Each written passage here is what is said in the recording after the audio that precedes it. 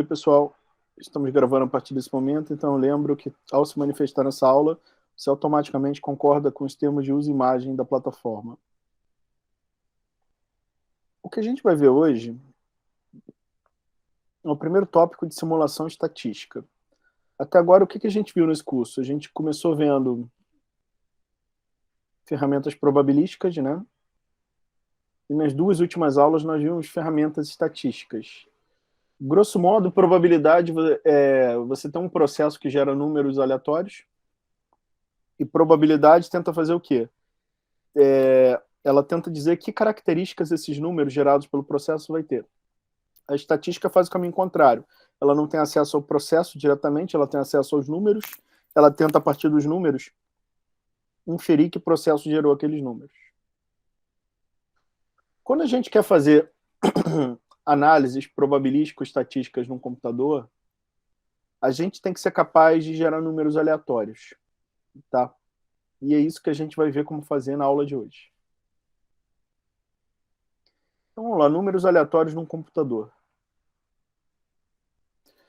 Primeira coisa que eu tenho que colocar o pé de vocês no chão é dizer que o computador é um dispositivo determinístico. Ele não tem nada de aleatório no funcionamento dele, tá? Se um computador, você passar para ele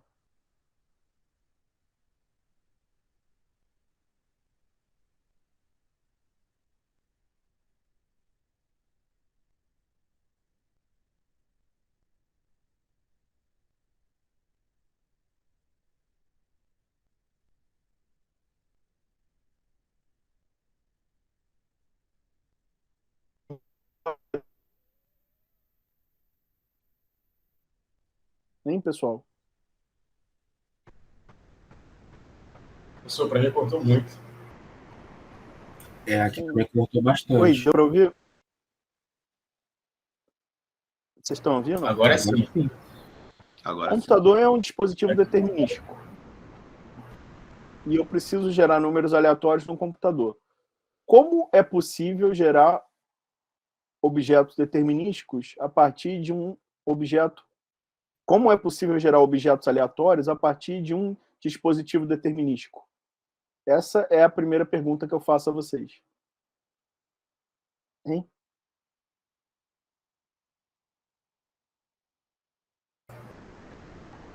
Não tem como gerar? Não, muito bem, não tem como gerar. Por definição, né? O que é aleatório? É aquilo que não é determinístico. Se o dispositivo que eu estou trabalhando é determinístico, ele não tem como gerar objetos genuinamente aleatórios. Ponto final. Acabou a aula? Não. Não. A gente não vai se dar por vencido, porque a gente precisa de números aleatórios, né? Então, o que a gente vai fazer não é gerar números aleatórios no computador. A gente vai chamados de números pseudo-aleatórios. Eles, de fato, são determinísticos, não são aleatórios, mas eles enganam bem. Eles têm certas características que fazem eles lembrarem números determinísticos, números aleatórios. Tá? Essa é a ideia de um processo de geração de números aleatórios no computador. Eu gostaria que vocês sempre tivessem em mente que eles não são genuinamente aleatórios, mas eles parecem aleatórios. Tá? Por que eles parecem aleatórios?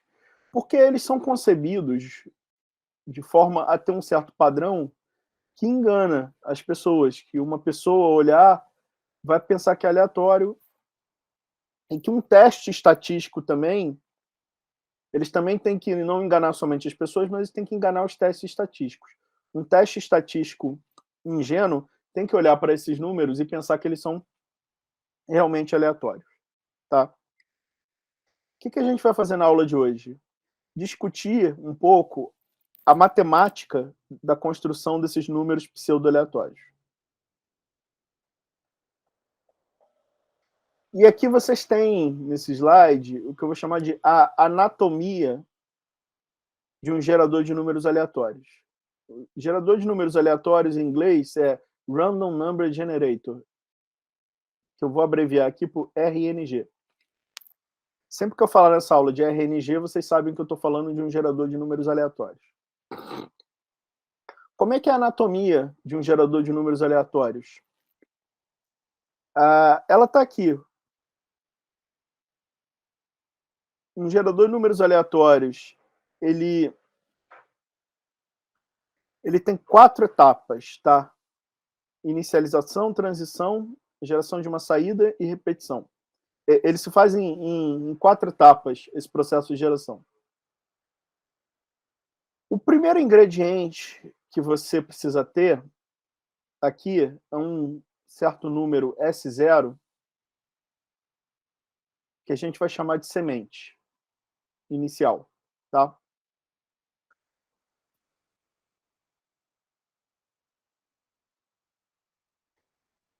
Essa semente, geralmente, ela é obtida amostrando-se em um certo espaço de estados, segundo uma certa distribuição de probabilidade, tá? Mas você também pode fixar ela automaticamente. A gente já viu um exemplo aqui de geração de números aleatórios nos tutoriais passados, que ou a gente deixou o computador escolher a semente, é o caso que ele faz o sorteio da semente segundo um certo critério, ou a gente fixou a semente quando a gente queria reproduzir os mesmos números, né? Então, você precisa de uma semente inicial, tá? Não importa se você fixa ela ou se ela é obtida amostrando um certo espaço de configurações. Na etapa de transição, o que a gente vai fazer é um processo iterativo. Eu vou fazer o seguinte: eu tenho uma certa semente inicial. A partir de uma transformação dela, eu vou gerar uma semente suplementar, secundária. Então, eu tenho o S0 aqui, se eu colocar S0 dentro desse F aqui, o que vai sair é um S1. E a partir dessa semente suplementar, no processo de geração da saída, eu vou colocar ela dentro de uma outra função G, e essa função G vai me produzir um número U, que é o meu número aleatório, de fato. Se eu precisar gerar não um número aleatório apenas, mas uma sequência deles, eu repito esse processo aqui, tá? Eu repito a partir da segunda etapa aqui. Eu faço o quê? Eu tenho esse número aqui agora, né? E eu tenho uma segunda semente aqui. Eu vou colocar ela aqui de volta, vou gerar uma terceira semente, coloco essa terceira semente aqui e vou gerar um segundo número aleatório. Depois eu faço o quê? Coloco a terceira semente aqui, gero uma quarta semente aqui, coloco essa quarta semente aqui, gero um terceiro número aleatório e assim por diante. Essa sequência de U's que vai sair aqui é a nossa sequência de números pseudo-aleatórios. Por que se trata de uma sequência de números pseudo-aleatórios e não aleatórios genuinamente? Vocês estão vendo que essa sequência ela é obtida, no fundo, através de uma composição da função G com a função F. E inicializado esse processo a partir do valor inicial da semente S0. Isso aqui é uma fórmula matemática, né? Eu tenho uma fórmula para F, eu tenho uma fórmula para G, ou posso não ter uma fórmula explícita, mas eu tenho um procedimento para avaliar F, um procedimento algorítmico para avaliar G. Então, isso aqui é determinístico. Se eu repetir isso aqui com a mesma semente S0, vai dar sempre o mesmo número, tá? Por isso que não é aleatório.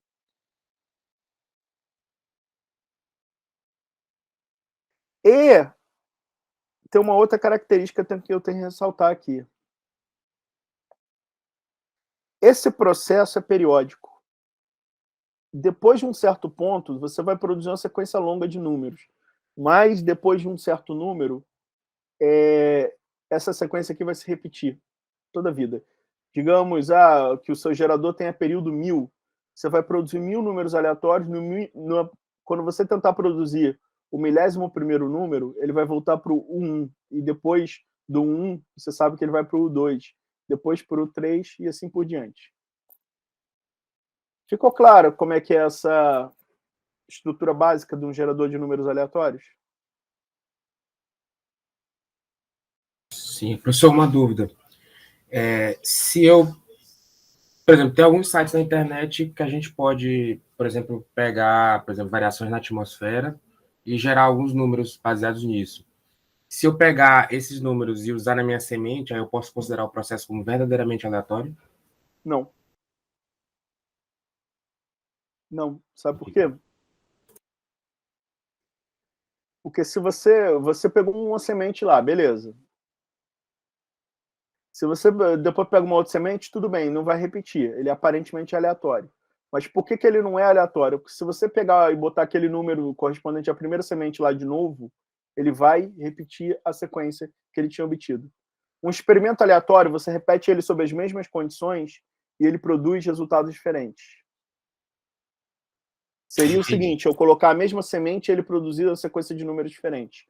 Se você colocar a mesma semente aqui, ele sempre vai produzir a mesma sequência. Entendeu? Entendi. Deixa eu mostrar aqui a diferença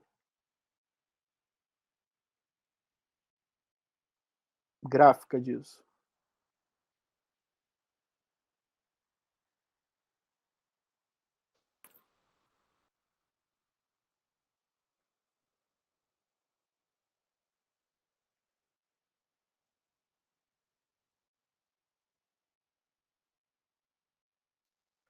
O que é uma função, pessoal?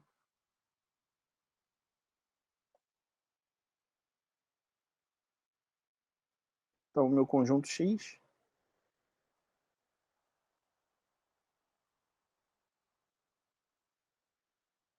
Então, o meu conjunto Y. Domínio contra domínio. O que é uma função?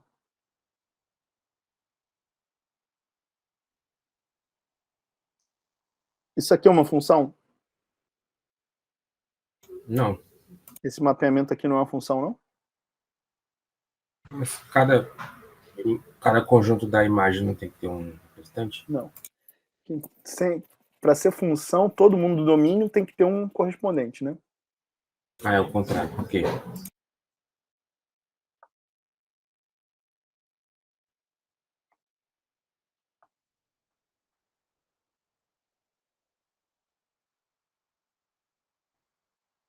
Toda função, pessoal, é determinística. Vocês já pararam para pensar nisso? Sempre que eu colocar o verde aqui de entrada, vai sair o azul de saída. Concordam comigo?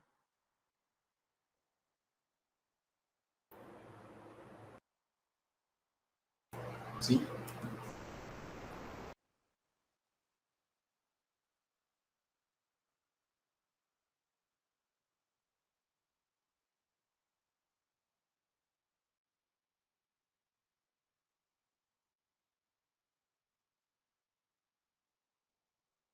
Essa relação F aqui do lado esquerdo é uma função.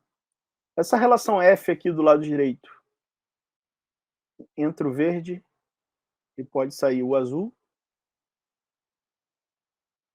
ou pode sair o amarelo. Ela é uma função?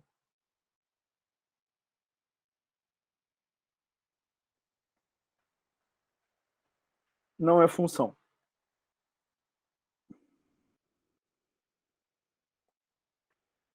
Se pensar no gráfico de uma função, para cada valor de x, eu tenho um único y, não é? Essa situação aqui que eu estou fazendo é o quê?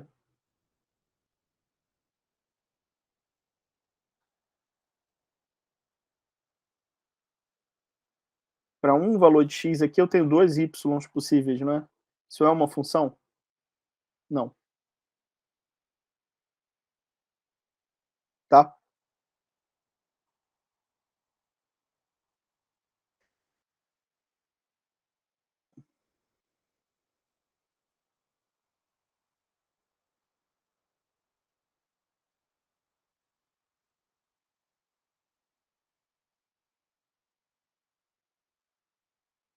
Processos aleatórios são assim. Por uma mesma entrada, você pode ter várias saídas possíveis, não é? Tá? Nem toda... Não, todos são aleatórios, todos os processos assim. Isso aqui pode ser, você pode pensar uma variável aleatória com dois valores possíveis, né?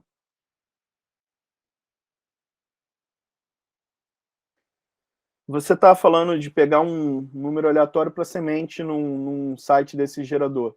Eu estou te dizendo, isso não vai produzir um processo aleatório, por quê? Porque a hora que, se você colocar aquele mesmo valor de novo, você pegou ele lá no site, beleza. Anotou ele no papel. Jogou ele lá no computador, ele gerou uma sequência de números, beleza? Você for lá no site agora e pegar um número, vai pegar outra semente, né? Mas digamos que você não vai lá no site, você vai no papel que você anotou e coloca aquele mesmo número de entrada. O que vai sair? Vai ser a mesma sequência de antes, entendeu? Sim, professor. Tá claro, então, por que não é aleatório? Sim, sim. Pessoal, que propriedades um bom gerador de números aleatórios precisa ter? Eu estou elencando algumas aqui. Ele precisa passar em testes estatísticos, né? Ele precisa passar um teste estatístico que tenta verificar se ele é aleatório ou não. Primeiro ponto. Um que não passa aqui é um gerador de números aleatórios vagabundo. Você pode criar um gerador de números aleatórios com alguma heurística. Você vai, na sua intuição, vai criando um processo que você acha que vai gerar números aleatórios. Só que os melhores geradores de números aleatórios, eles têm suporte teórico. Ou seja, tem teoremas por trás que garantem que eles têm propriedades que vão imitar propriedades de números aleatórios. Outra característica desejável é que ele seja reprodutível, eu tenho reprodutibilidade. Por que isso? Imagine que eu preciso testar, por exemplo, um método de estimação estatística. Eu gostaria de testar diferentes métodos de estimação numa mesma sequência de números. Então, eu tenho que ser capaz de reproduzir a mesma sequência de números várias vezes. Se ele não tivesse esse elemento de reprodutibilidade, eu não poderia fazer esse tipo de teste, né? Então, eu quero ser capaz de reproduzir a mesma sequência várias vezes, se necessário. Velocidade e eficiência, óbvio, né? Tem que ser um algoritmo que roda rápido e que seja computacionalmente eficiente, né? Bem programado, tudo. Tem um período grande. Eu comentei no slide anterior que todo gerador de números aleatórios, depois de um certo tempo, ele começa a repetir a sequência que ele está produzindo de números, né? Então, se esse período for muito grande, um número astronômico, por exemplo, dá para começar a passar nesses testes aqui, porque vai gerar um padrão que é aparentemente aleatório, né? Se você não pegar uma sequência suficientemente grande, aqueles números vão parecer aleatórios. Por exemplo, imagina que seu período é 1 milhão. Se eu pegar só os primeiros 1000 números dessa sequência de 1 milhão de números, vai parecer aleatório, né? Eu vou começar a perceber que não é aleatório se eu pegar 10 milhões. Por quê? Porque eu vou olhar os primeiros 1 milhão de números, beleza, tem um padrão que não se repete ali. Esses números não se repetem ali. Mas 1 milhão e 1 voltou lá para a primeira posição. 1 milhão e 2 para a segunda. Você vai ver, se você pegar 10 milhões de números gerados com esse gerador de período 1 milhão, que tem uma certa sequência ali que se repete 10 vezes, não é?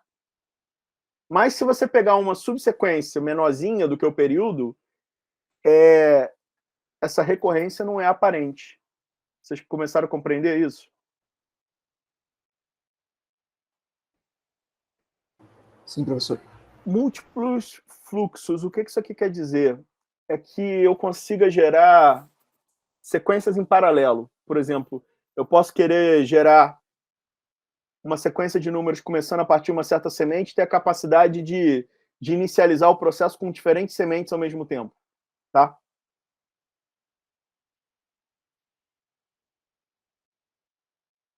Barato, fácil de usar e, por razões teóricas, um gerador de números aleatórios nunca pode produzir o número 0 ou o número 1. Vocês sabem por quê?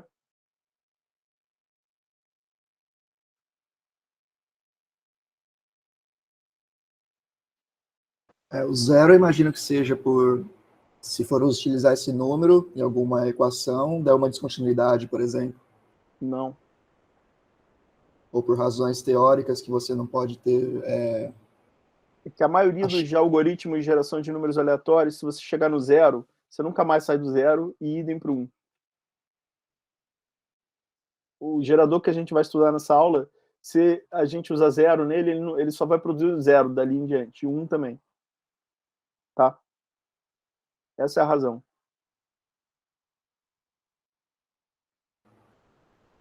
Entendi, professor. Tá?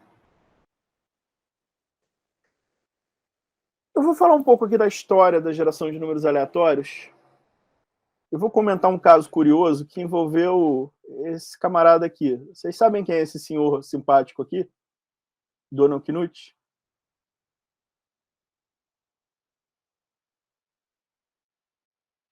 Não conheço, não.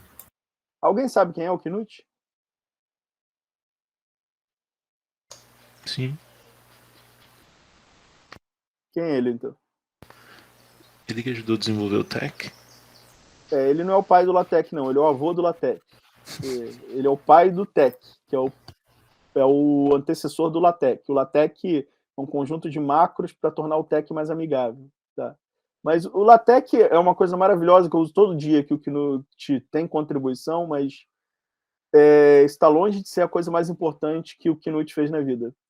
Donald Knuth, ele é professor de ciência, já está aposentado, tem mais de 80 anos, mas ele foi professor por várias décadas em Stanford, no departamento de ciência da computação de Stanford. Ou seja, lá no Vale do Silício, onde nasceu a computação moderna, né? Knuth, ele é chamado de um mestre Yoda da ciência da computação. Tamanho é a importância dele no desenvolvimento dessa área. Ele é autor de uma coleção de livros chamado The Art of Computer Programming. É uma coleção que ele começou a escrever nos anos 60 e até hoje ele não acabou. Tá? Ele está publicando os últimos volumes agora, mas é uma coleção que ele está escrevendo já há quase 50 anos. E que aborda todos os fundamentos de programação. No volume 2, que vocês estão vendo aqui, ele descreve uma tentativa frustrada dele de construir um gerador de números aleatórios. Esse algoritmo aqui é conhecido na literatura como Knuth's Super Random Algorithm.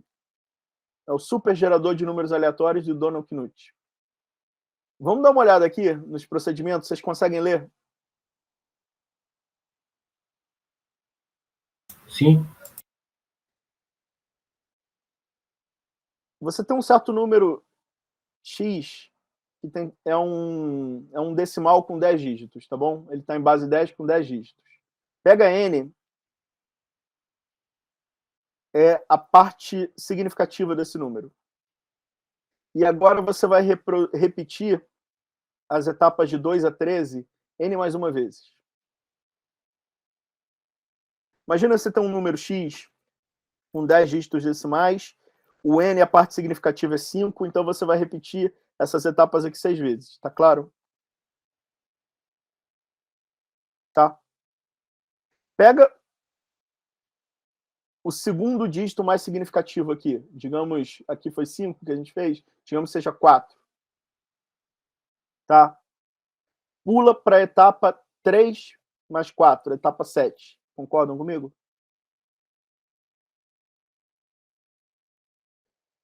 Troca a ordem dos 5 dígitos de X.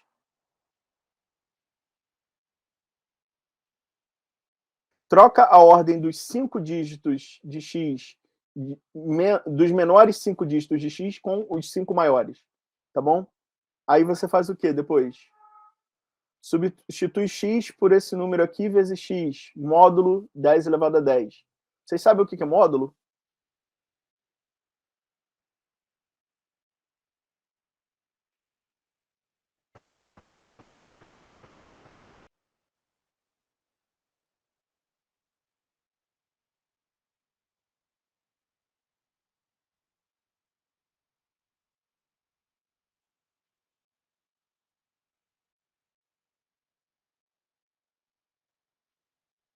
Se eu escrever isso aqui, vocês sabem o que eu estou dizendo?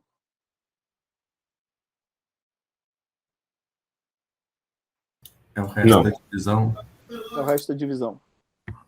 Quando eu escrevo A é congruente a B módulo N, eu estou querendo dizer o seguinte.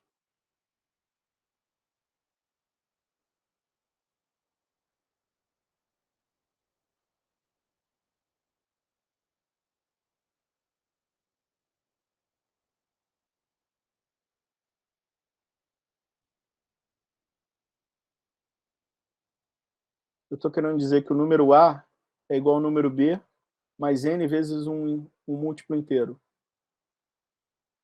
Em outras palavras, é A e B têm o mesmo resto quando divididos por N. Quer dizer, A é congruente a B módulo N, quer dizer que A e B, quando divididos por N, produzem o mesmo resto, tá bom? Qual o resto de 5 dividido por 4?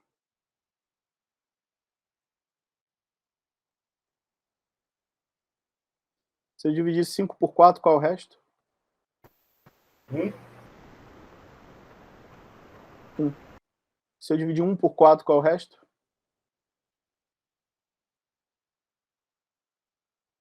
1. Tá bom? Quando eu falo tomar o módulo N, é pegar o resto da divisão por, tá bom? Então, quando a gente pega esse número aqui, módulo 10 elevado a 10, eu vou pegar esse número, vou dividir ele por 10 elevado a 10 e olhar o resto. Tá bom? Vocês estão vendo que cada etapa desse algoritmo envolve uma certa operação complicada para fazer à mão. Concordam comigo?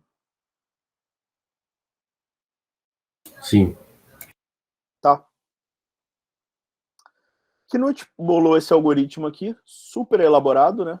Vocês concordam? Eu não seria capaz de bolar um algoritmo tão elaborado assim. E ele rodou esse algoritmo.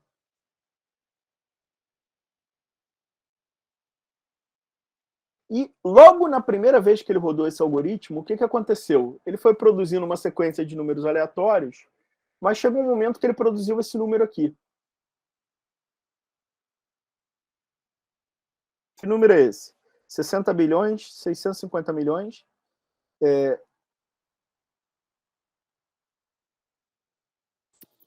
Na verdade, é 6 bilhões, 65 milhões, 38.420. Vocês sabem o que aconteceu depois que o algoritmo produziu esse número aqui? Você sabe qual foi o número seguinte que ele produziu? Foi esse mesmo número. E depois, foi esse mesmo número. E depois, esse mesmo número. O algoritmo, depois que chegou nesse número aqui, não saiu mais dele.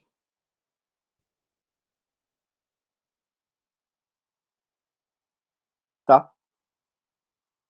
Um número assim, quando uma função chega num número que, se ela, a partir daquele ponto, só produz esse número para todas as chamadas delas posteriores, se um número tem essa característica, ele é chamado ponto fixo da função.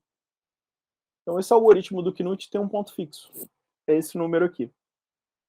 Como vocês podem imaginar, apesar de ser super sofisticado, se esse algoritmo produz uma sequência que se torna constante a partir de um certo ponto, ele é um péssimo gerador de números aleatórios. Vocês concordam? Sim, sim.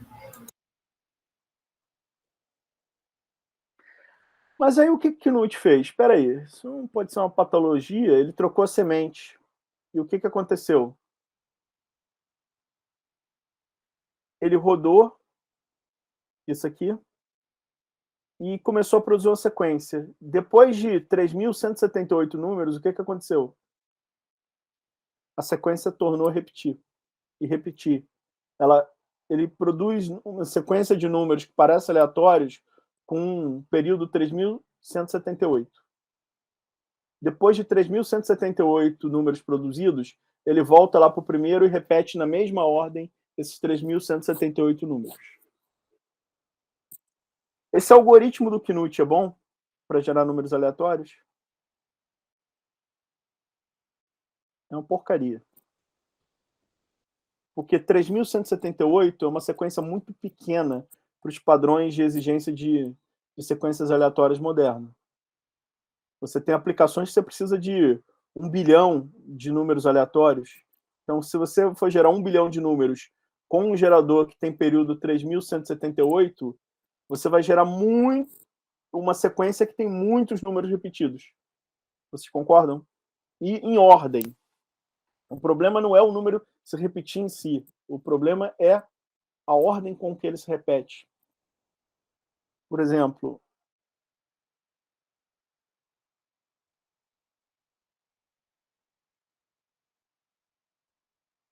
isso aqui é ruim. Vocês estão vendo?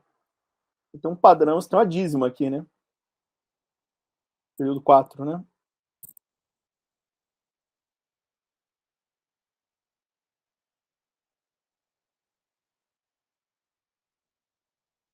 Eu repeti os números aqui, mas eu repeti num padrão que não é aparente. Vocês concordam? Isso aqui é ruim. E o algoritmo do Knut está produzindo exatamente isso. Quando não faz isso. A partir de um certo ponto, produz sempre o mesmo número. Entendeu? Mas o Knut não é bobo. Então ele tirou uma lição importante dessa experiência. Qual é? Esse aqui é um algoritmo complexo. Complexidade não necessariamente é um substituto para aleatoriedade. Tá? E o Knut é muito bem-humorado também. Ele escreve no livro dele o seguinte: números aleatórios não podem ser produzidos com um método escolhido aleatoriamente. Tá? Como é que são gerados números aleatórios hoje em dia?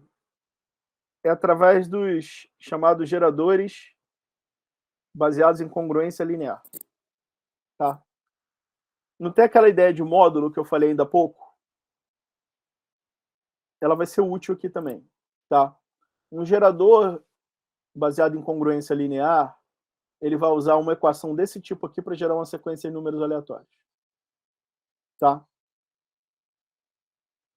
Quem são esses ingredientes que aparecem aqui nessa equação?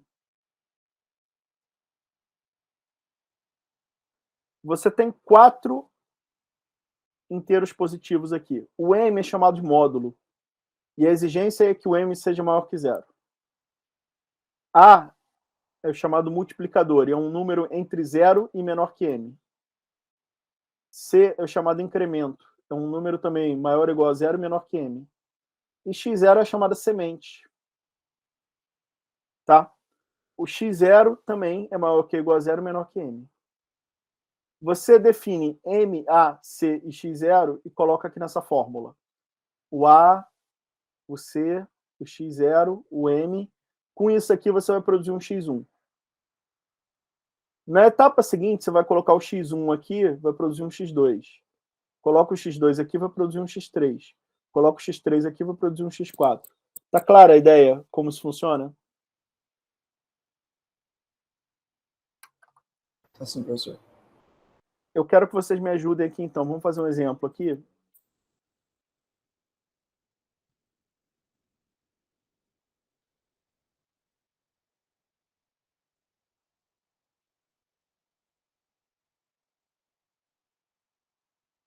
Eu gostaria que vocês me dessem números aqui. Quem é o A? Primeiro você escolhe o M. Quem é o M? Isso é 7, né? Hã? 7. 7. Tá. Quem é o A? Lembrando que o A tem que ser entre 0 e 7. E maior ou igual a 0, menor que 7. 3, pode ser 3. Pode. Quem é o C?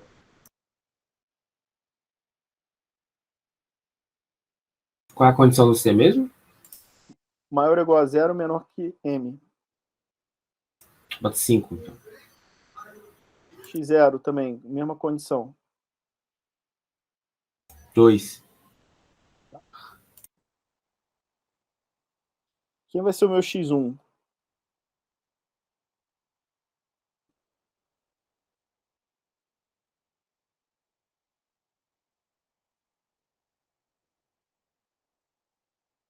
Três vezes 2, 6. Mais 5 dá quanto?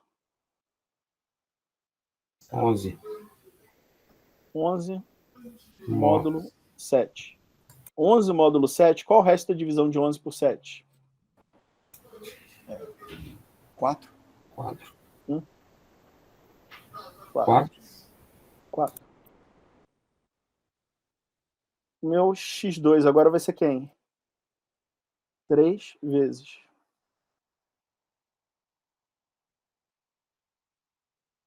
4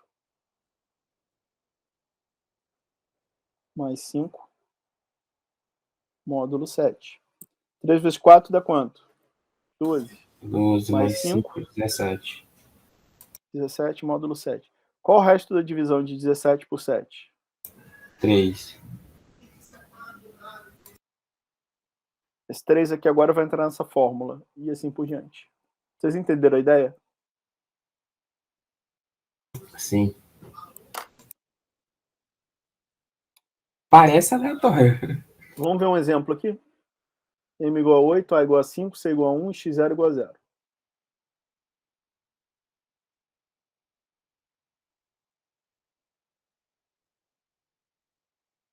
0, 1, 6, 7, 4, 5, 2, 3. Os primeiros 8 números da sequência vão ser esses. O que acontece quando você chega no oitavo? 0, 1, 6, 7, 4, 5, 2, 3. 0, 1, 6, 7, 4, 5, 2, 3. O que vocês estão observando aqui? Repetição. E repete de acordo com... Qual o tamanho dessa sequência que se repete aqui? São 8 números. Quem é o 8? O M. Não importa o M que você escolher, um gerador congruencial como esse vai sempre repetir depois de um certo ponto. E quem define esse ponto é o M.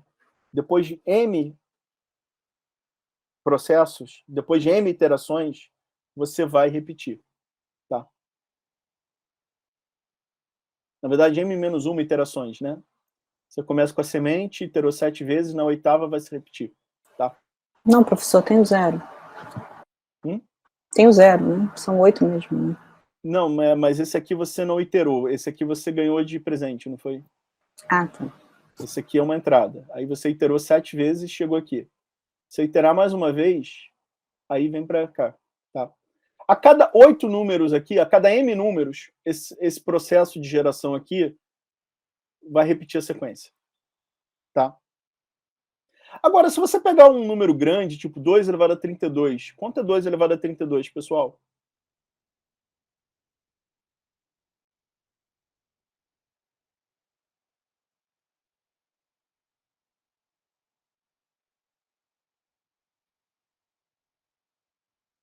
Dois elevado a 32 é 2 a 10 vezes 2 a 10 vezes 2 a 10 vezes 2 ao quadrado, né? 2 a 10 é da ordem de 1000.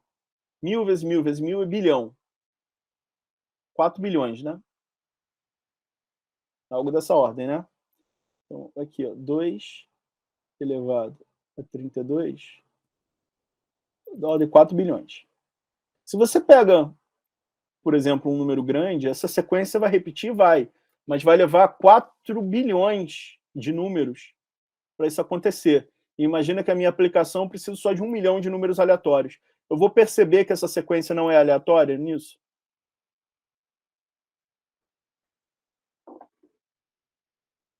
Vou ou não, pessoal? Não, é humanamente não Não. possível. Então, o segredo disso aqui, para esses geradores serem bons na prática, é que o M é escolhido de maneira suficientemente grande. Tá?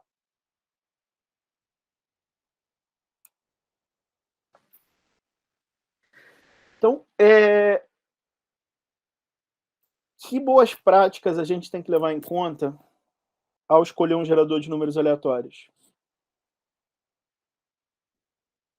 Krause, Tani e Botev listam essas características. Eles listam as boas práticas que eu estou reproduzindo aqui. Escolher um gerador de números aleatórios, eles dizem, é como escolher um carro novo. Para algumas pessoas, a velocidade é mais importante, enquanto para outra a robustez e a confiança tem mais valor, tá? Depende do contexto. Se você vai gerar muitos números, uma sequência muitíssimo grande, talvez velocidade seja mais importante.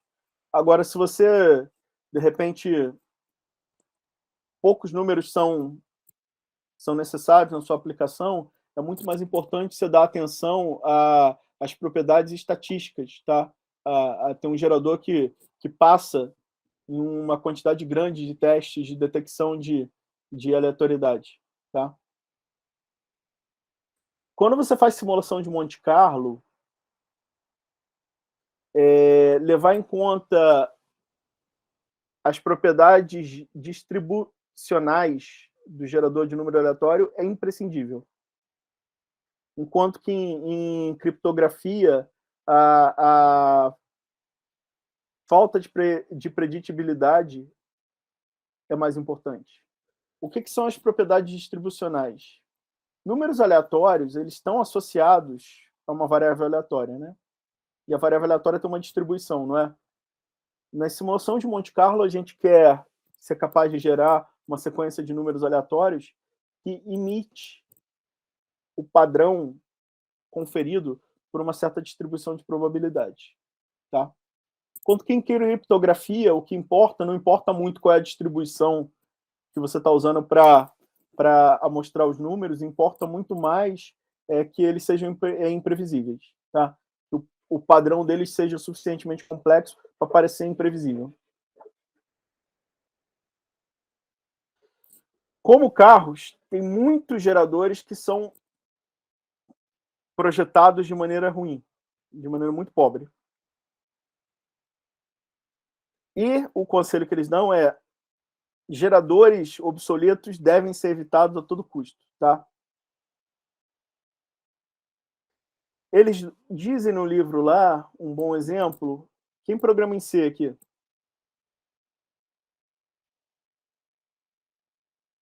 Ninguém? Você só programa em Python?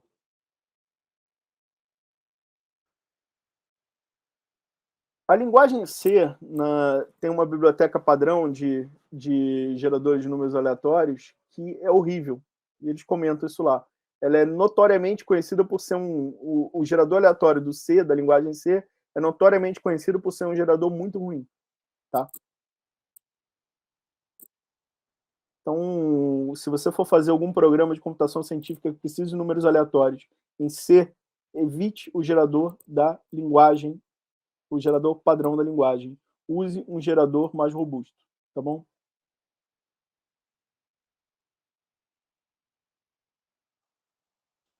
Outros conselhos. Os geradores mais rápidos geralmente não são os melhores, tá? Ao contrário. Um período pequeno, em geral, é muito ruim. Mas períodos extremamente grandes não necessariamente são melhores, tá? Você pode ter alguma coisa, seja um período não absurdamente grande, que já seja razoavelmente bom para os seus interesses, tá? Agora, uma boa equidistribuição dos números é uma condição necessária, tá? Mas não suficiente para garantir que o gerador seja bom.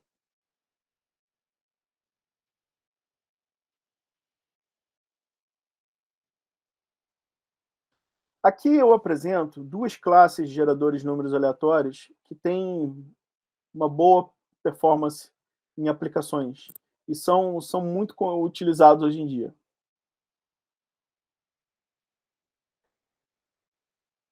São os geradores recursivos e os geradores tipo Twisted, tá?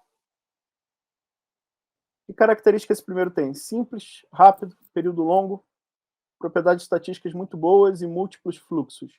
Consegue gerar várias sequências em paralelo a partir de diferentes sementes.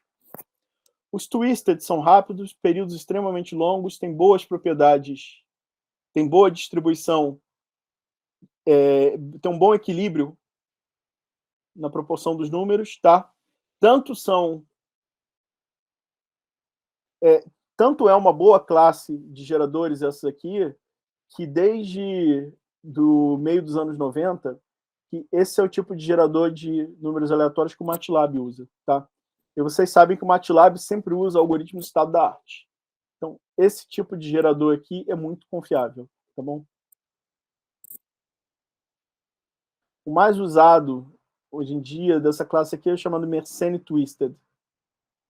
MT 19937AR. É o gerador padrão do MATLAB. Tá?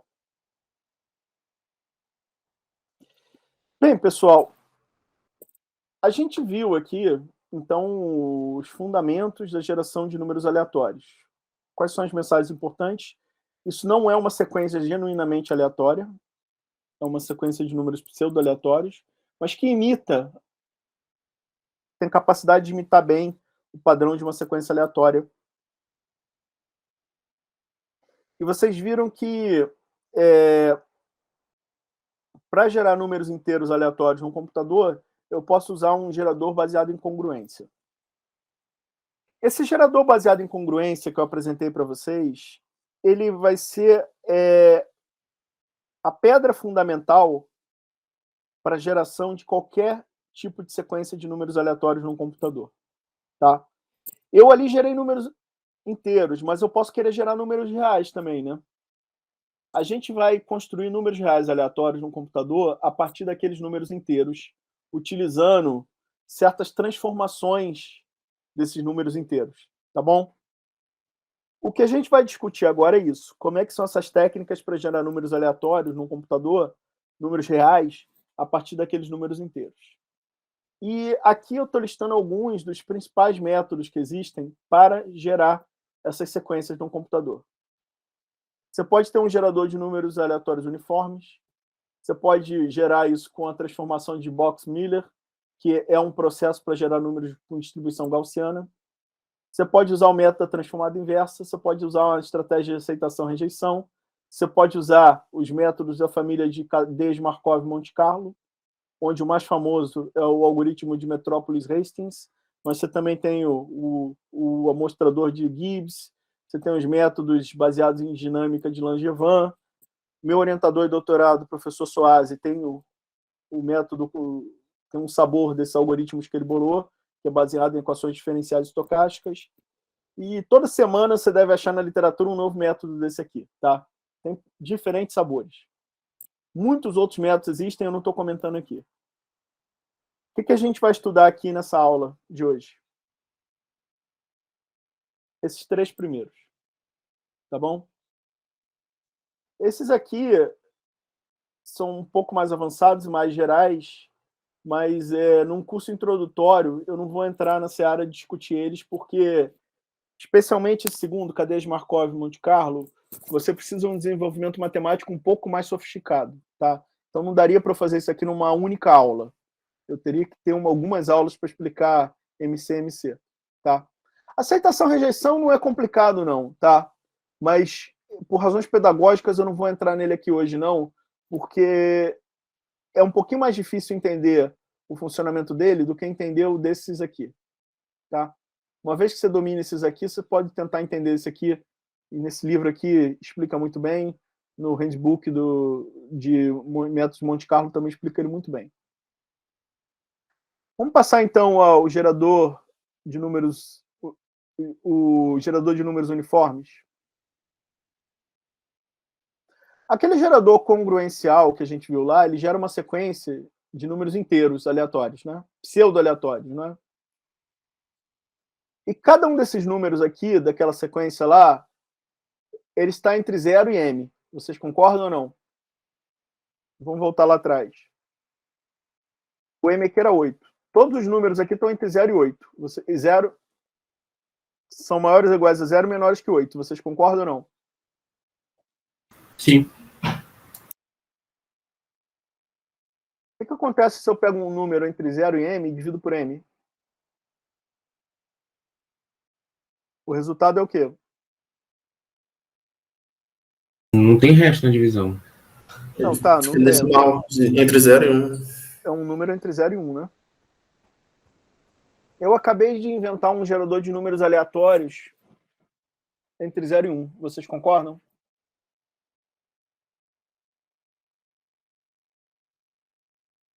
E se eu analisar aquele gerador congruencial lá, vocês vão ver que os números lá aparecem de maneira mais ou menos uniforme. Não tem nenhum número que predomina lá, que tem uma frequência de aparição naquela sequência lá, muito superior dos outros. Eles são equilibrados. Então, esse número U real aqui que vai aparecer dessa razão, esses números que vão aparecer aqui, eles vão ter uma frequência, eles vão ser equifrequentes. Então, eu acabei de construir um gerador de números aleatórios entre 0 e 1 que tem distribuição uniforme. Vocês concordam comigo?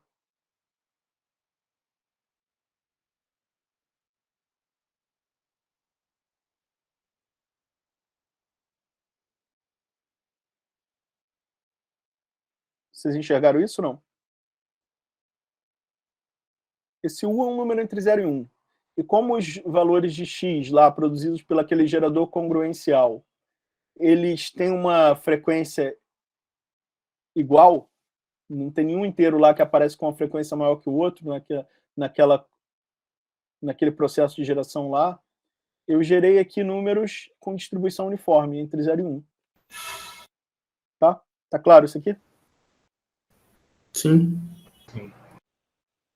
Então, vocês agora sabem como gerar num computador números uniformes. Concordam comigo?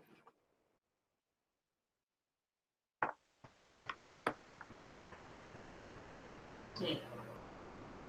Pergunto a vocês agora, e se eu não quisesse gerar um número uniforme, eu quisesse gerar números que têm uma distribuição gaussiana?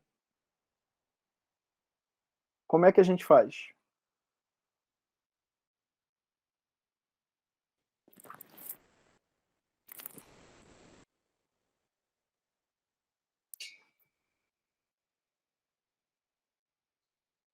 Precisaria de um número oratório para média e um para variância?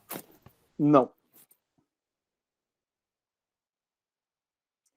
A gente vai gerar um número aleatório com distribuição gaussiana ou com outra distribuição qualquer, assim, ó.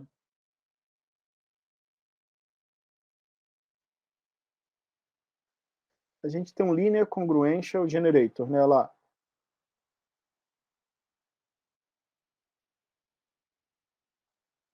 Ele gera números inteiros pseudo-aleatórios, né? A partir desse aqui, eu consegui construir um número, eu consegui gerar um gerador de números reais aleatórios com distribuição uniforme, né?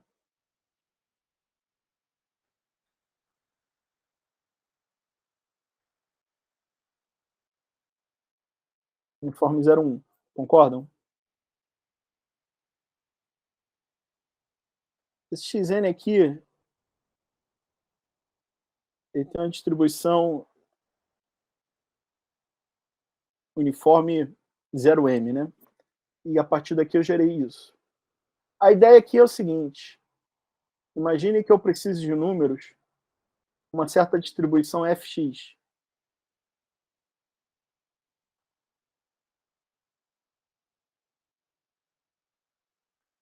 Como é que eu vou chamar esses números?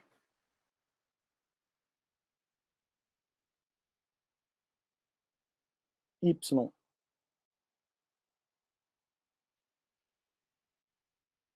Deixa eu chamar fy, né, aqui.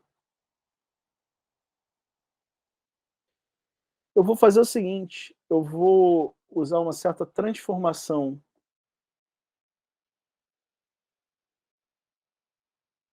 G é uma certa transformação não linear que vai fazer o seguinte, vai pegar um número uniformemente distribuído e vai mapear, vai pegar uma sequência de números uniformemente distribuídos e vai mapear uma sequência de números que tem essa distribuição que eu quero.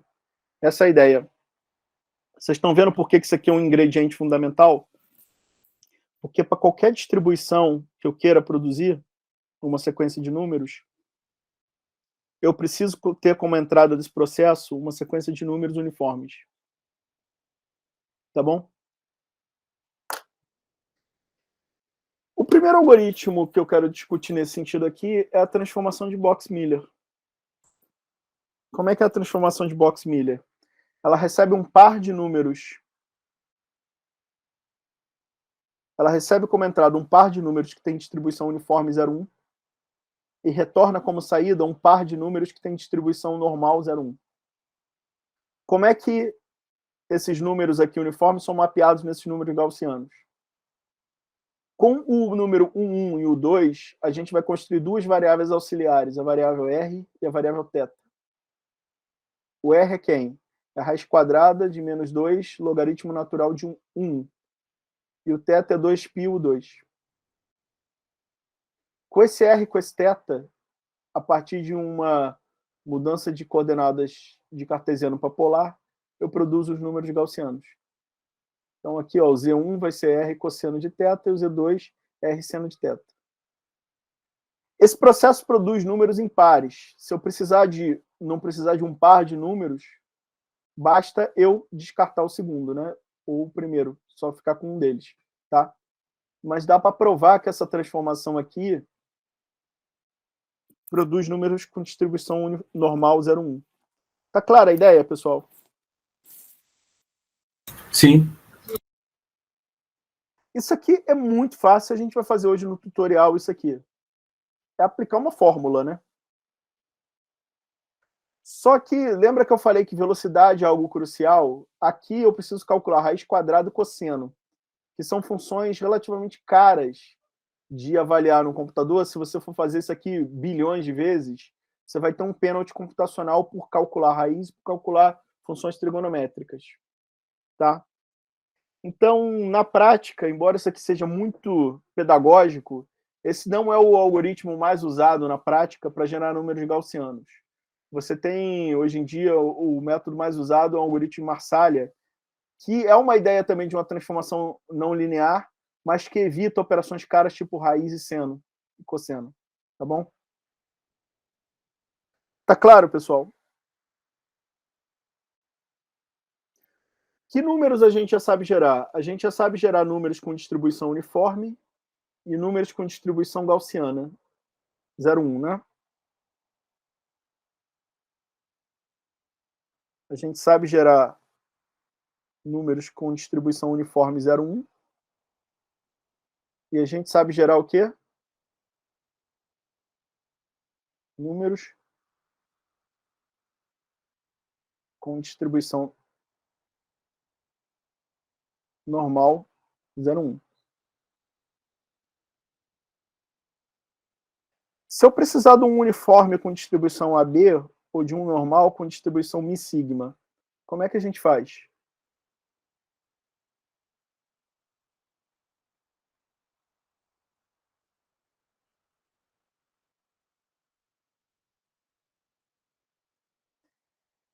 Eu tenho um gerador para essa distribuição, tenho um gerador para essa. Se eu precisar para essa aqui, como é que eu faço?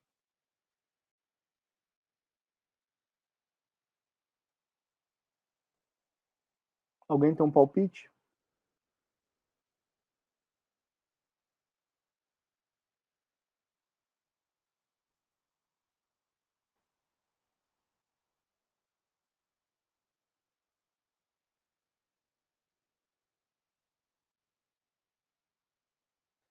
Pode ser assim?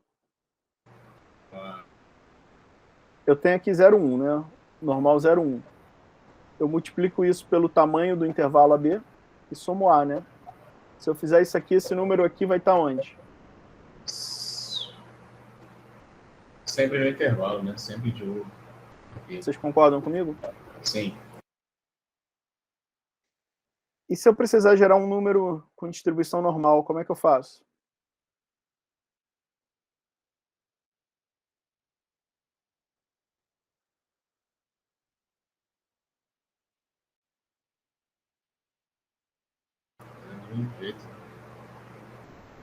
Se for no normal, você multiplica o normal 0,1 por sigma e soma mi, né? Tá claro, Isso. pessoal?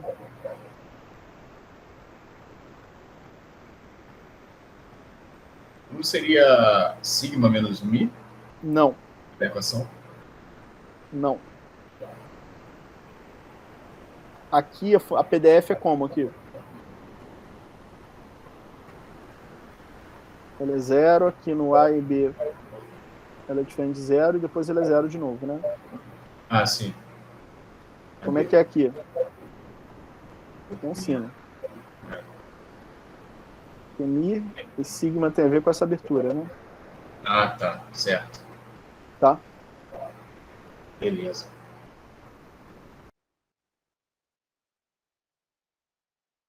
Ó, se o A for 0 e o B for 1, você recai nesse caso aqui, né?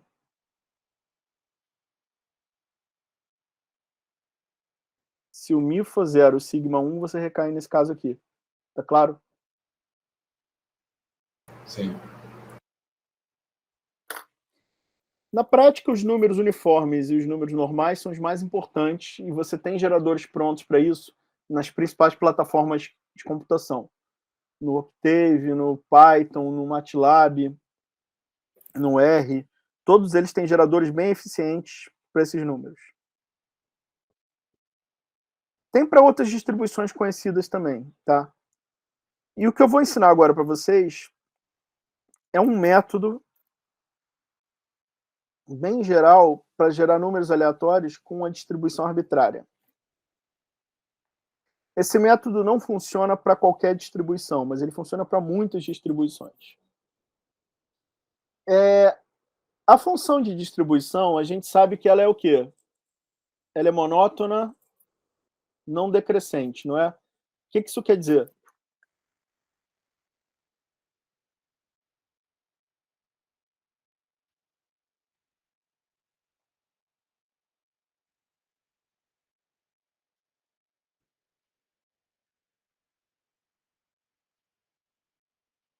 Ela é monótona, não decrescente. O que isso quer dizer sobre o gráfico dela?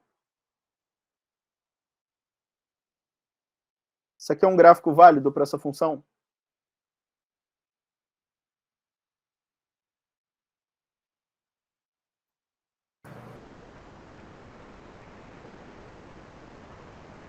Essa função aqui é monótona, não decrescente? Ela é crescente num ponto e decrescente no outro, né? Não. Monótona, não decrescente é algo assim. Essa função aqui é estritamente monótona. Monótona, não decrescente, ela pode ter platôs assim. Essa função é crescente, Sempre aqui ela crescente. estabiliza. Nunca é decrescente. Essa função não é decrescente e é monótona, né? Uhum.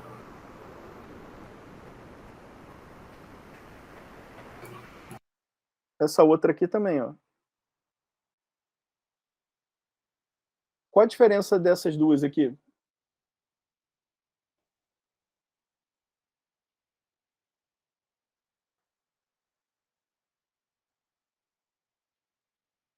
Essa aqui admite inversa. Essa aqui não admite inversa. Tá claro ou não, pessoal?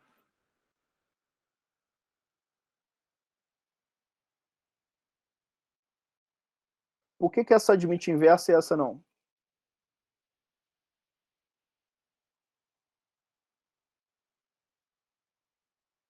Você joga isso aqui, eu tenho isso aqui, não é? O que a função faz, a inversa desfaz. O que a inversa vai fazer? Aqui na função eu jogo x e pego a fzão de x. Na inversa eu vou jogar a fzão de x e vou pegar o quê de volta? O x. O X.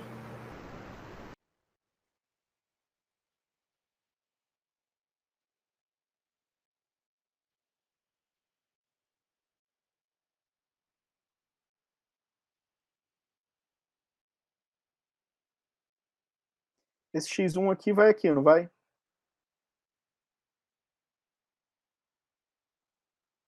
E esse x2 aqui vai aonde?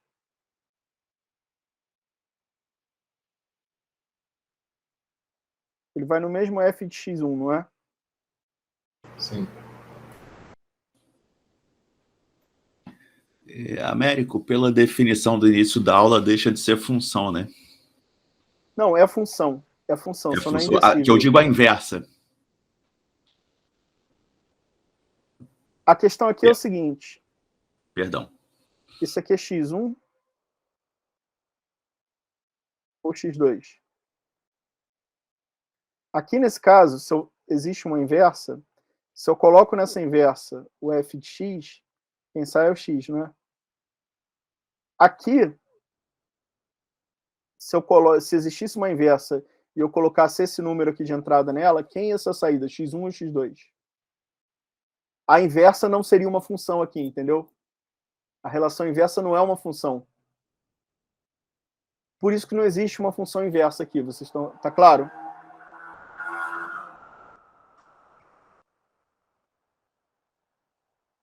Mas existe um objeto matemático que é quase uma inversa aqui, e que eu vou definir ele agora para vocês. Ele é chamado função quantil. E ele é denotado aqui por f de x a menos 1. O que é a função quantil? Ela é o ínfimo para... Ela é o ínfimo do conjunto de números reais, onde o fzão de x é maior ou igual que esse uzinho aqui de entrada. Tá?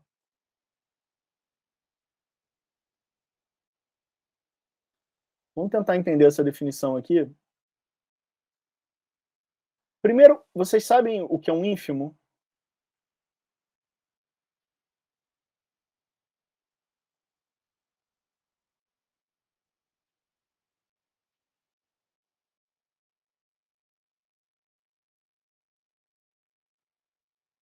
Qual o mínimo desse intervalo aqui, pessoal?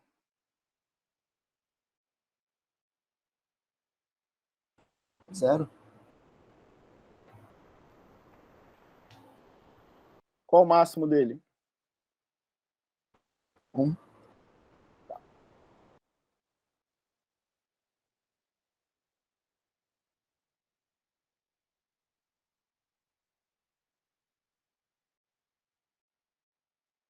Qual o máximo do intervalo aberto em 0, fechado em 1?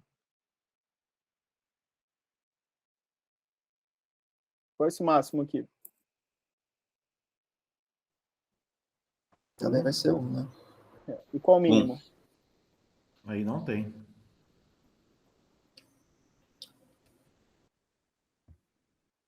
Esse intervalo não tem mínimo, né? 0.1, eu consigo achar um número menor que 0.1. 0.01, eu consigo achar um número menor que ele. E o 0 não está incluído nele, então não existe um máximo, um mínimo, né? Existe uma ideia de generalização do mínimo para esse tipo de situação, que se chama ínfimo. Quem é o ínfimo desse intervalo? É o 0. O 0 é a maior cota inferior que esse intervalo pode ter. Tá?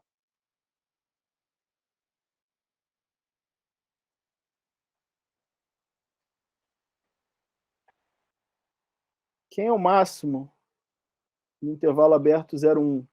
Não existe, né? Como é que a gente chama a generalização do máximo? Sup. Quem é o sup aqui? 1. Tá bom? Sup é a menor cota superior que ele pode ter. Vocês reparam que essa função aqui está sendo definida em termos de ínfimo, tá bom? De generalização do mínimo, tá bom?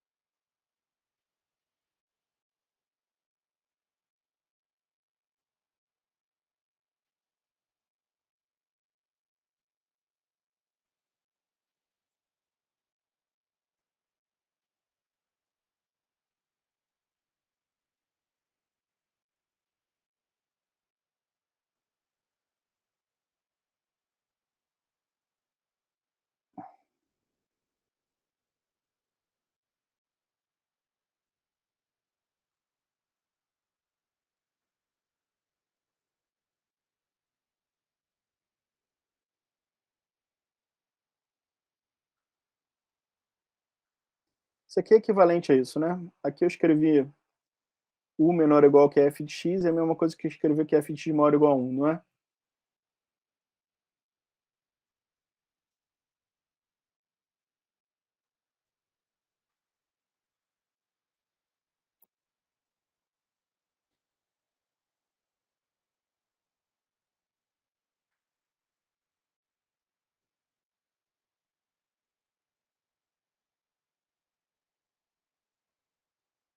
A gente sabe que essa função aqui é entre 0 e 1, né? Então, o U vai ser um valor aqui. Vamos fixar um U aqui.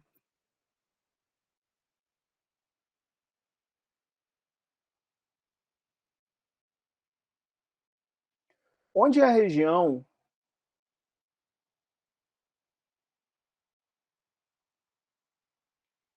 qual região aqui do domínio corresponde a essa condição aqui? Eu gostaria que vocês me dissessem.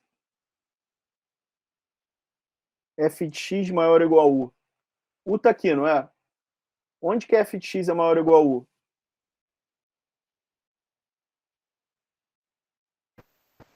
Para cima, né? Nesse intervalo aqui, não é? É nessa parte do gráfico aqui. Eu estou pintando de azul, vocês concordam? Esse conjunto aqui, que está entre colchetes aqui, ele é um conjunto de números reais. Ele é um conjunto que corresponde ao domínio, não é? Qual a parte do domínio que está associada a esse gráfico azul aqui?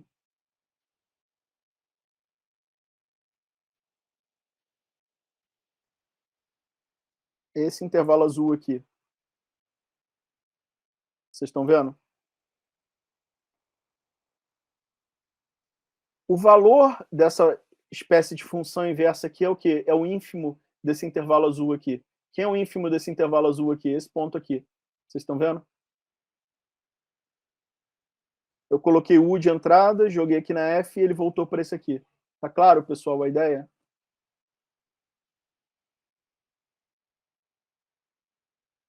Aqui, nesse caso contínuo, eu poderia usar mínimo, não teria necessidade. Mas, às vezes, essa função aqui, ela tem, a função de distribuição ela pode ser descontínua, não é? Aí, nesse caso, eu tenho que usar o ínfimo, tá bom? Porque, em algumas situações, só o ínfimo que vai funcionar aqui. Tá claro?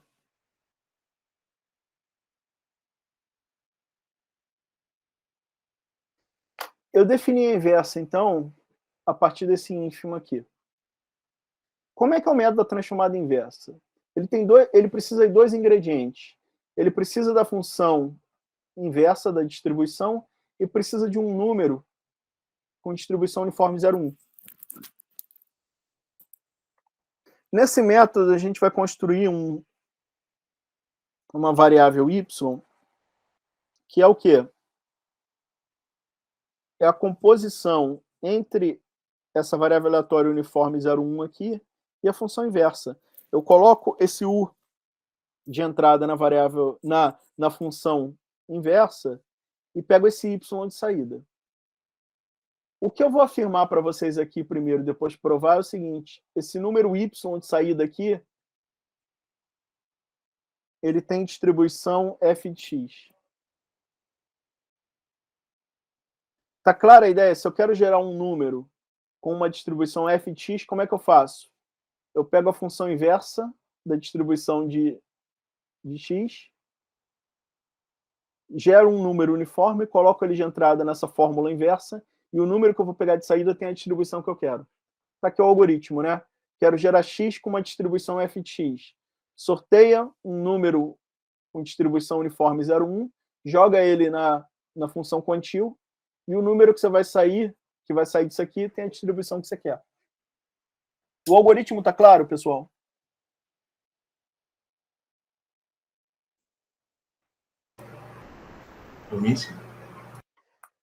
Eu preciso mostrar agora, a gente está construindo y como algo assim. O que eu preciso mostrar é que esse número y, a distribuição dele é de fato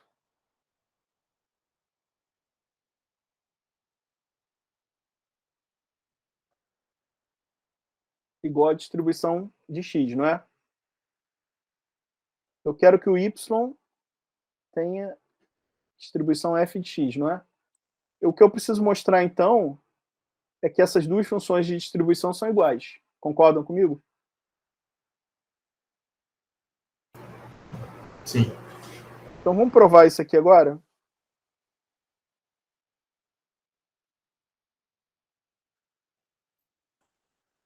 Por definição, quem é a função de distribuição de y? É a probabilidade do quê? Essa variável aleatória y ser menor ou igual que o yzinho. Vocês concordam comigo?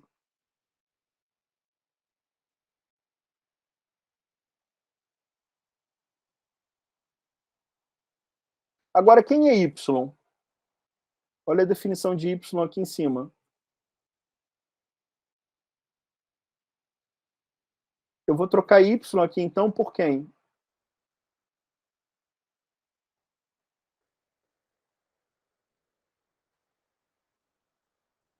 Concordam comigo?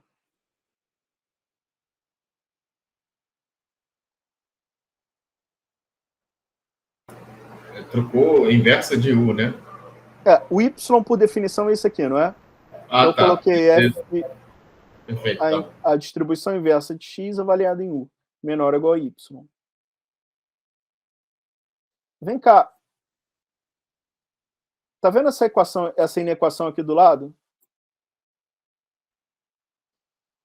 Eu vou fazer o seguinte nela agora. Eu vou aplicar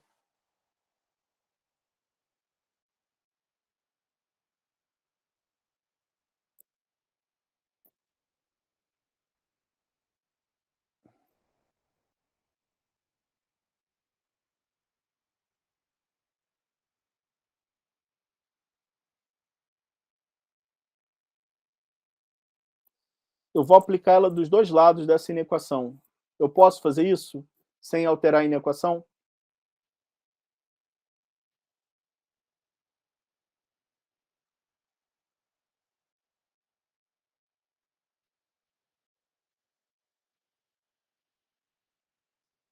Eu apliquei fx dos dois lados dessa inequação. Eu posso fazer isso sem alterar a inequação? É a pergunta que eu faço a vocês.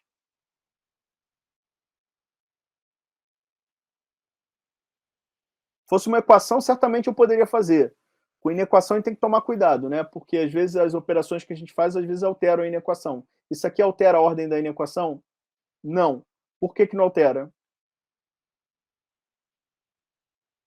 Porque f de x é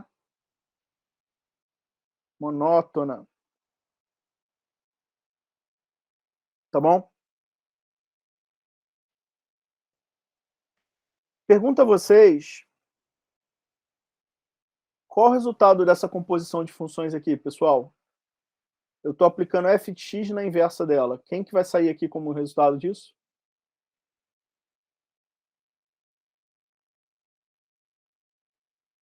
O que uma função faz, a inversa desfaz. Se eu estou aplicando a função na inversa, vai ser esse número aqui que está dentro que vai sair, não é? O próprio U, né? É.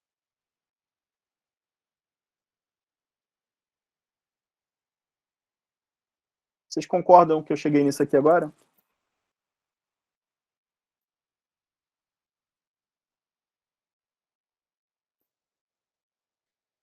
Agora, isso aqui é a probabilidade da variável aleatória u ser menor ou igual que esse número aqui. Isso aqui é um número, não é?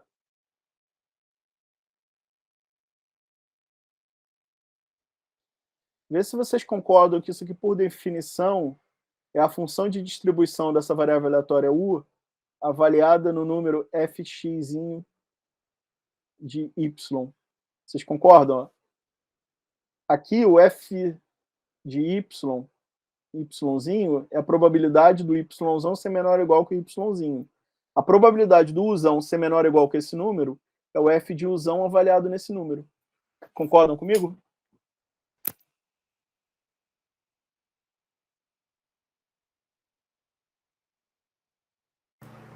Sim. U tem distribuição o quê? Uniforme 0,1. Eu queria que vocês me ajudassem a escrever a PDF aqui. Como é que é a PDF desse número? Dessa função, perdão.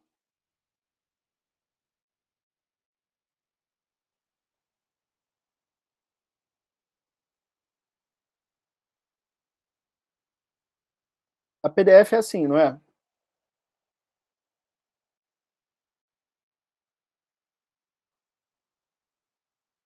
Se eu integrar a PDF, eu tenho o quê?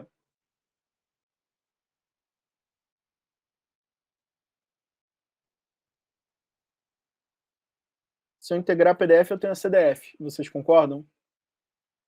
Como é que é a CDF aqui?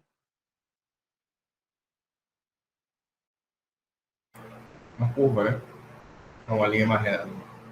Ela é assim, não é? Uma linha, na verdade. Né? Não, ela é 0 aqui, aí ela vira Sobe. uma reta aqui, Entre 0 e 1 e do depois outro vira lado. 1 aqui, não é?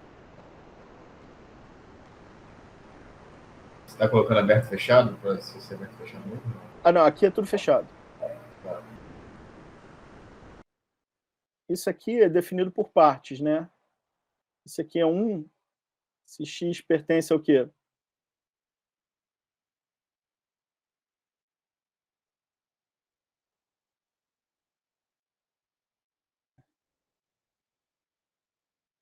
Certo? Esse camarada aqui é como? Ele é definido por partes também. Como é que é? 3 partes. É 0. Se x é o quê? Menor ou igual a 0. Vai ser 1 se x for maior ou igual a 1. E se x for... Na verdade, eu vou botar aqui menor. Botar aqui maior. E se x for entre 0 e 1, qual é essa reta aqui? X? Não, não é x não.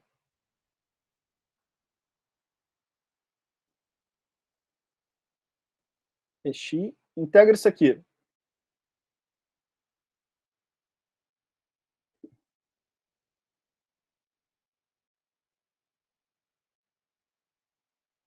X mais uma constante 1. E aqui vai ser uma constante 2.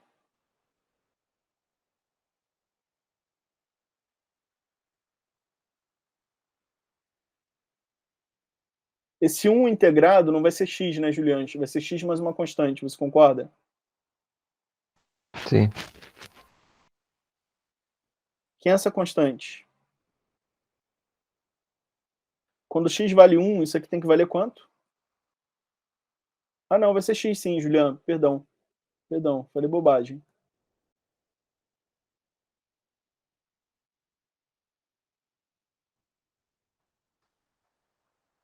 que me enganou foi isso aqui, ó. É que o meu eixo tá fora do zero, né? É.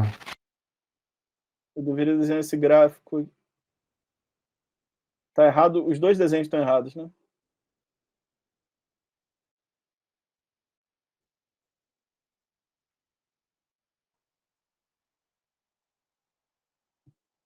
Deixa eu redesenhar aqui esses gráficos, espera aí.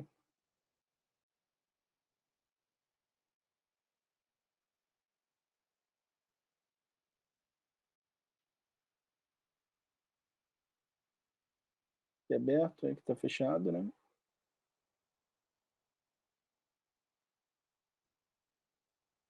Agora tá certo, aqui o gráfico da União.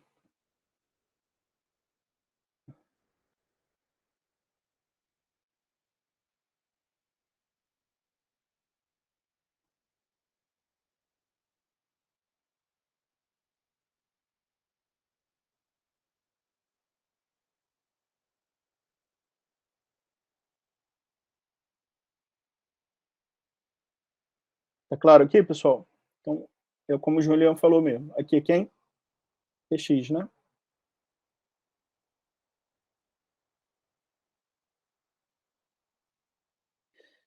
No slide anterior, eu tinha f de u avaliado no valor fx de y. Vocês concordam comigo?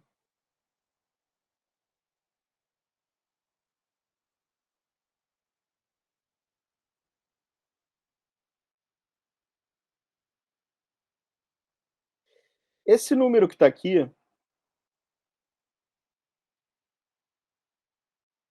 ele é um número entre 0 e 1. Vocês concordam comigo ou não?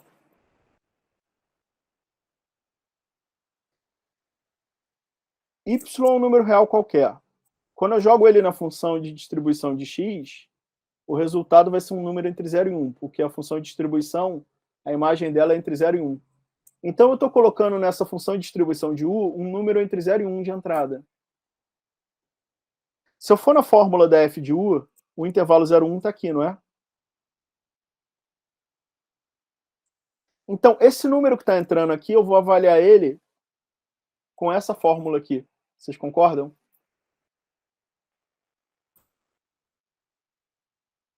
Qual vai ser o resultado se eu colocar aqui de entrada esse número aqui nessa fórmula? Qual vai ser a saída?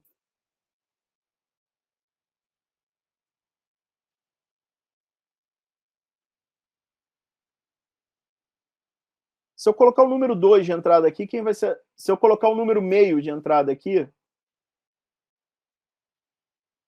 FU de meio é quem, pessoal? X, né? É meio. É meio. Né? FU de 0 vai ser quem? 0. FU de 1/3 vai ser quem? 1/3. 1/3. Se eu colocar um x entre 0 e 1, o FU de x vai ser quem? O próprio x.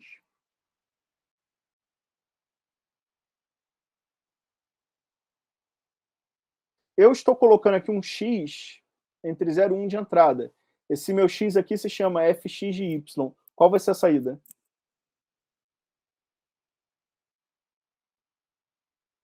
Todo mundo concorda comigo? Sim.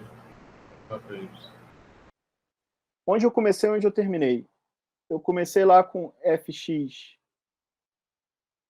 de yzinho e terminei aonde?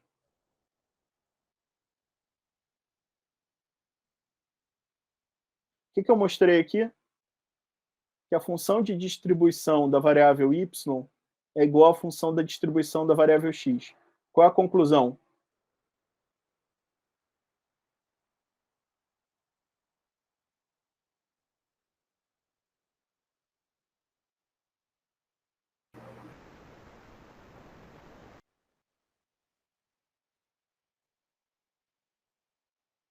Elas têm a mesma distribuição. E eu queria ser capaz de gerar números com a distribuição de x. Vocês lembram? Eu acabei de mostrar para vocês como que pode ser feito isso.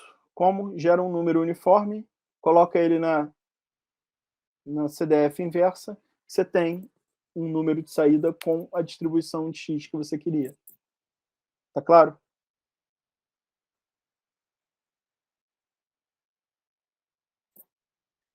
Esse último caso, vamos ver um exemplo dele? Eu quero gerar x, que tem essa PDF aqui. Eu quero gerar números segundo essa PDF aqui.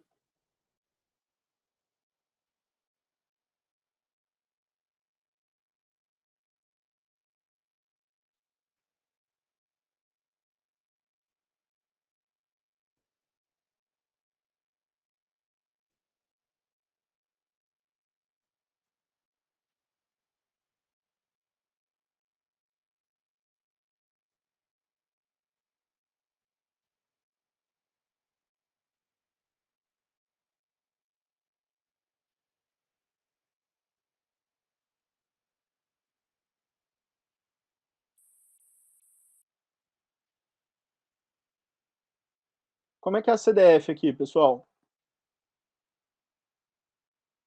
Eu sempre gosto de desenhar o gráfico da PDF para orientar o nosso raciocínio no cálculo da CDF. Como é que é essa PDF aqui? Então, vale 0 aqui.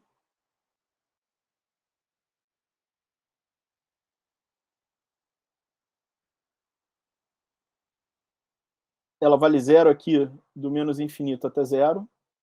Aqui ela vira 2x, né? Aqui no x igual a 1, ela vale quanto? Ela vale 2. E depois ela cai abruptamente e vem para 0 de novo. Então essa PDF é assim, né? Ela vem 0, ela sobe segundo uma reta, depois ela cai para 0 de novo. Então Estão me acompanhando? Se eu integrar isso, como é que vai ficar esse gráfico?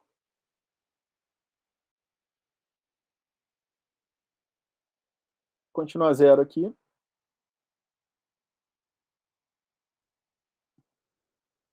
Aqui uma reta, quando integra, vira o quê? Uma parábola, não é? Então vai subir segundo uma parábola aqui. E aqui em diante vai virar isso.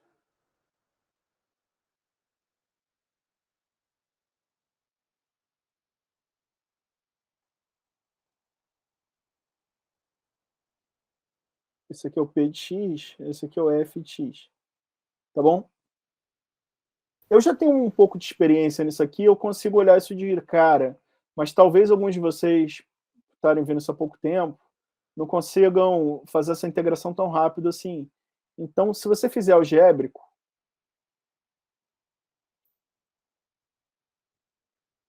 como é que vai ser isso aqui? Para valores de x menores que zero, a função valia zero, né? Quando você integra zero, dá o quê? Dá uma constante C1 para x menor que zero. Quando você integra o 2x, dá o quê? X quadrado. 2x ao quadrado sobre 2 mais uma constante. Então vai ficar isso aqui mais uma constante 2, né? E depois, para x maior que 1, a função a PDF vale zero. Então aqui vai dar o quê? Uma constante 3. Concordam comigo? Como é que eu vou avaliar essas constantes aqui? Essa primeira constante aqui, quanto que vai valer? Vocês sabem que f de x em menos infinito vale quanto? Vale zero, não é? Então, no limite, quando x vai a menos infinito, essa constante C1 tem que ser zero, não é? Mas se é uma constante, quanto que vai valer esse valor aqui? Zero. Concordam comigo? Sim.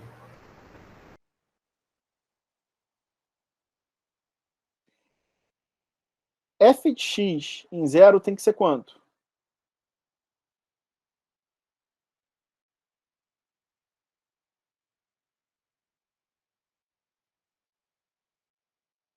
A função aqui em zero, a PDF em zero é contínua, não é?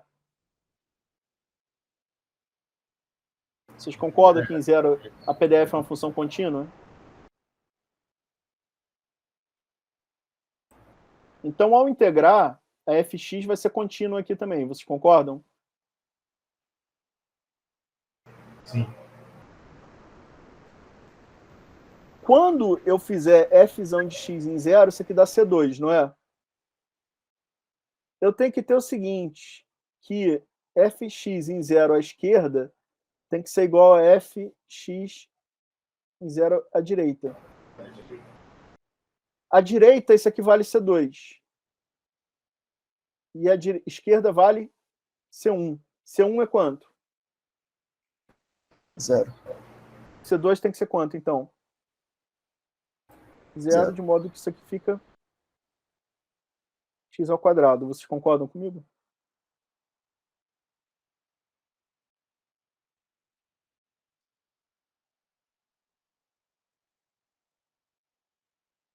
E para avaliar o C3, pessoal, como é que eu faço?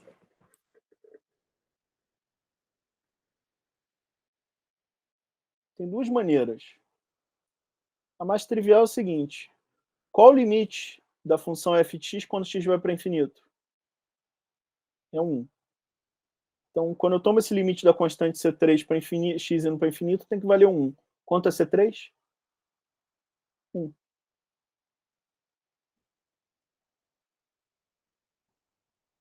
Qual seria outra forma de avaliar?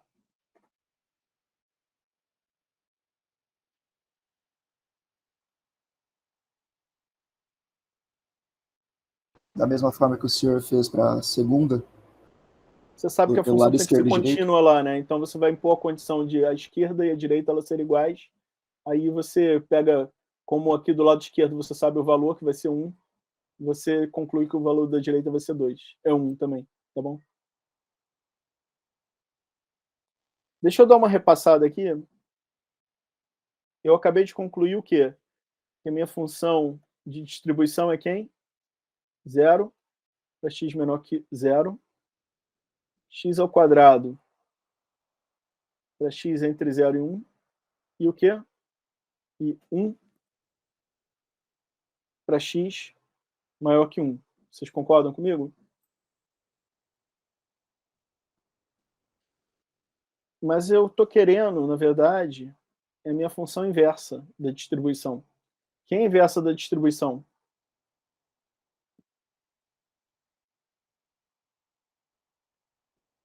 Primeira coisa que eu tenho que pensar é se essa inversa existe globalmente.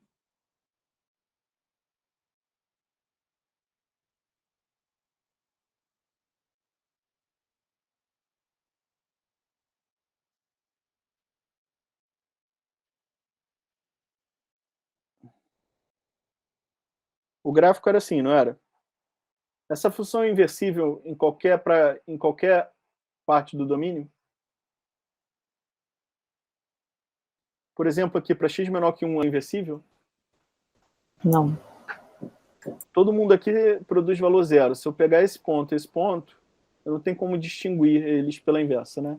Então, para x menor que 0, essa função não é inversível. Então, esquece esse intervalo aqui, não consigo inverter aqui.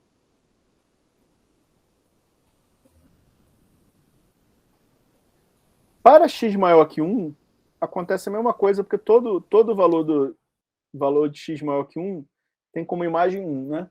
Então, também não consigo inverter. Onde eu consigo inverter aqui?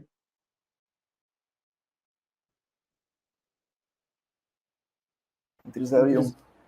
Entre 0 e 1. Qual a inversa aqui? Aqui essa função vale x ao quadrado. Qual a inversa da função x ao quadrado?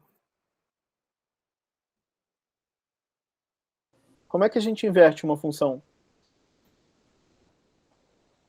Raiz de x.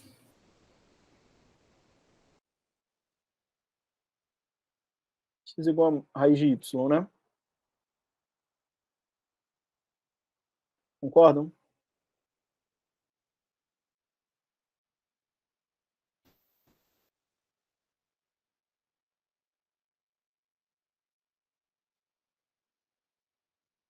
Concordam comigo? Sim?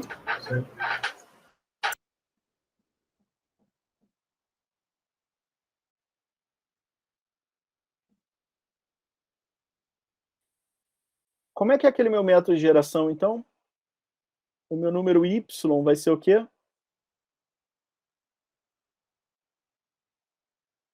Se a minha fórmula aqui é a raiz de y, eu, para gerar um número aqui uniforme com distribuição segundo essa aqui, eu tenho que fazer raiz de u.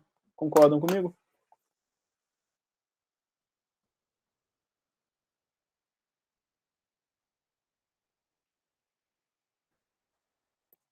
Então está aqui o algoritmo para gerar isso. Se eu executar isso aqui, por exemplo, no MATLAB ou no Octave, olha o que eu vou obter. Você sabe que a PDF é assim, né? Eu já tinha desenhado, né? Aqui eu gerei 64 amostras com essa fórmula aqui e calculei o histograma. Olha aqui. Esse histograma está lembrando esse triângulo aqui da PDF?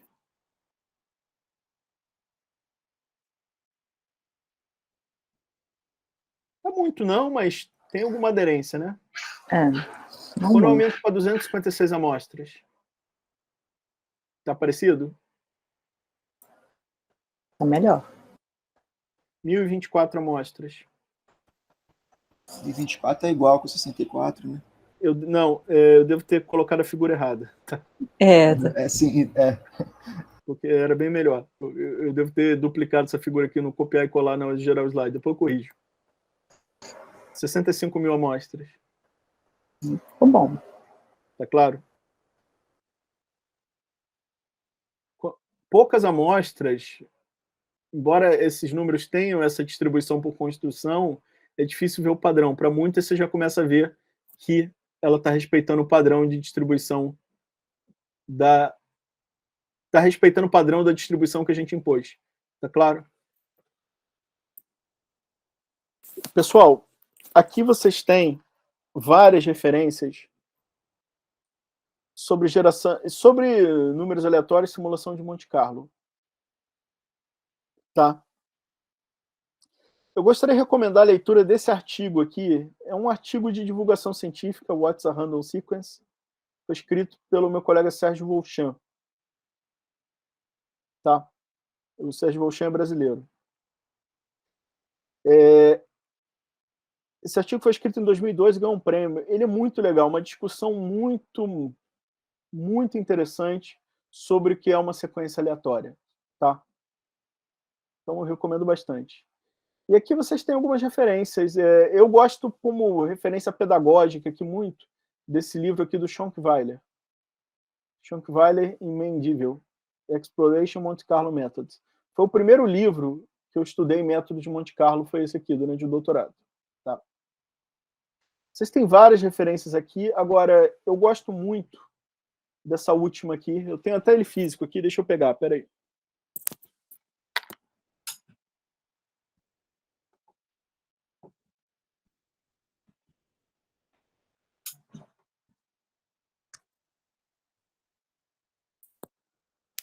Vocês estão vendo esse último livro aqui, né? Tá dando para ver ele?